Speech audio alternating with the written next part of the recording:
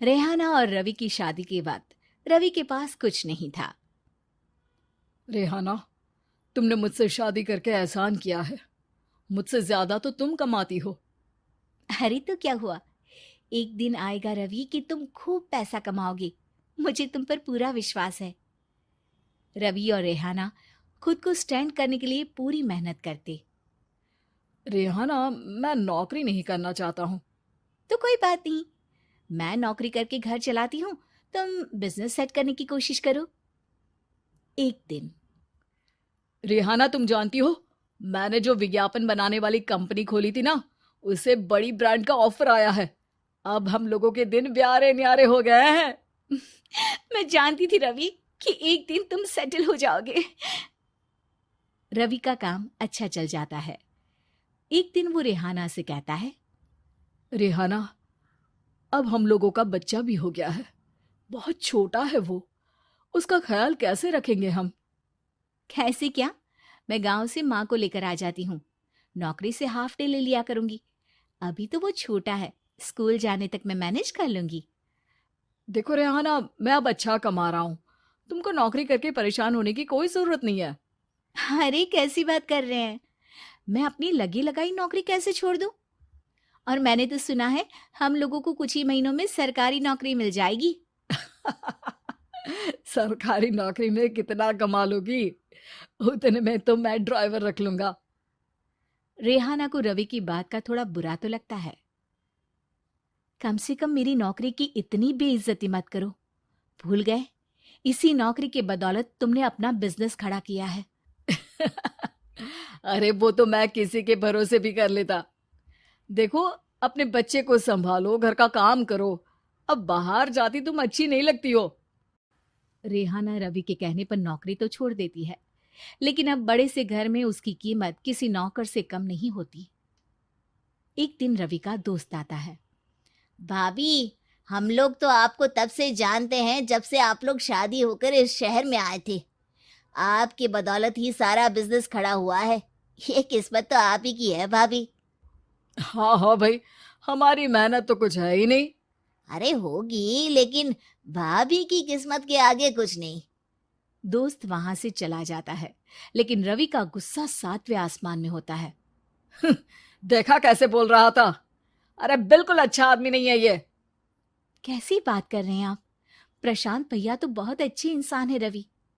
कैसे उन्होंने हमारे मुश्किल वक्त में हमारा साथ दिया था। अरे था पैसा तो साथ दिया, नहीं तो कौन पूछता है? रवि का व्यवहार पैसा आते ही अलग हो गया। वो बंदे को बंदा नहीं समझता।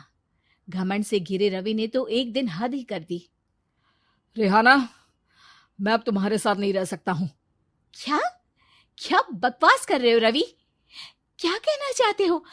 और क्यों नहीं रह सकते तुम मेरे साथ? देखो, मुझे कोई और पसंद है, और उसने साथ रहने पर बस यही शर्त रखी है कि मुझे तुम्हें तलाक देना होगा।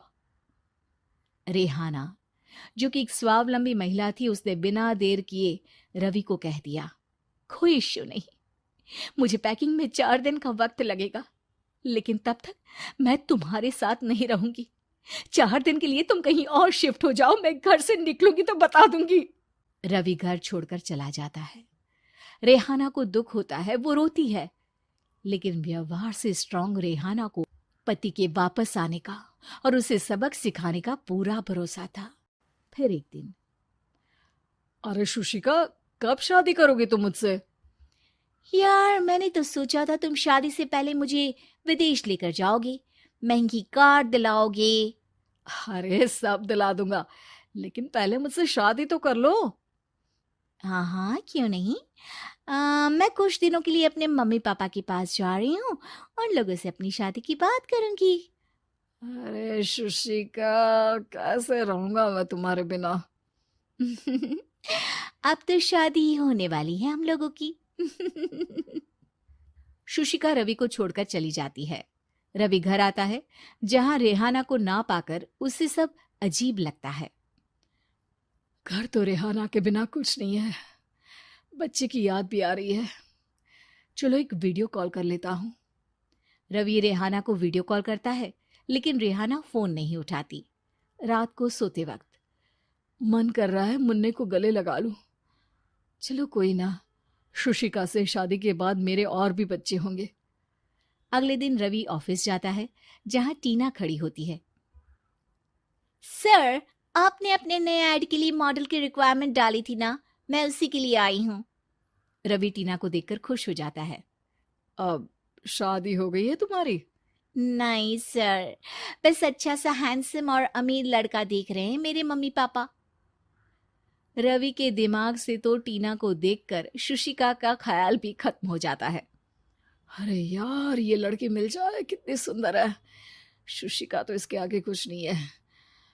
आ, अब क्या तुम्हें ऐसा नहीं लगता कि मुझसे मिलकर तुम्हारी ये खोज खत्म हो गई है? आप ना, आप तो 2 बच्चों की पापा लग रहे हैं। अरे नहीं नहीं, मेरी शादी तो हुई थी, लेकिन बीवी को किसी और से प्यार था, मुझे छोड़कर चली गई। खैर, टीना की दोस्ती रवि से हो जाती है, लेकिन 1 महीने बाद शुशिका रवि के पास वापस आती है।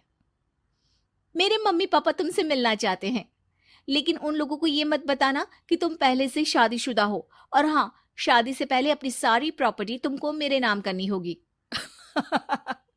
अरे पागल, अब मैं तुमसे शादी ही नहीं करना चाहता। भला ऐसी लालची औरत से कौन शादी करेगा? तभी वहां टीना आ जाती है।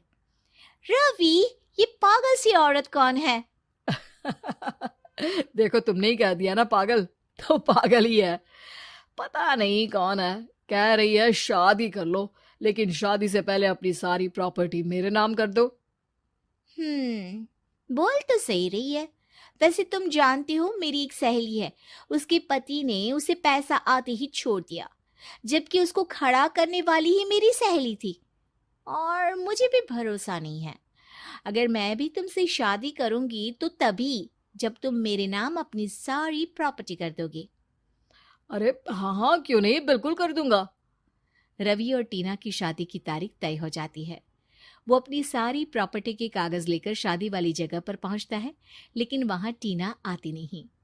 रवि टीना को मैसेज करता है। कहाँ हो? सॉरी, मैं तुमसे शादी नहीं कर सकती, मुझे तुमसे भी ज्यादा पैसे वाला मिल गया। रवि को गुस्सा आ जाता है।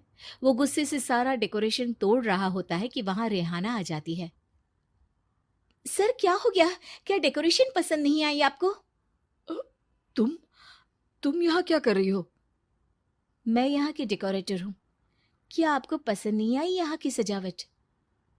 रवि दौड़कर रेहाना के गले लग जाता है। मुझे माफ कर दो रेहाना।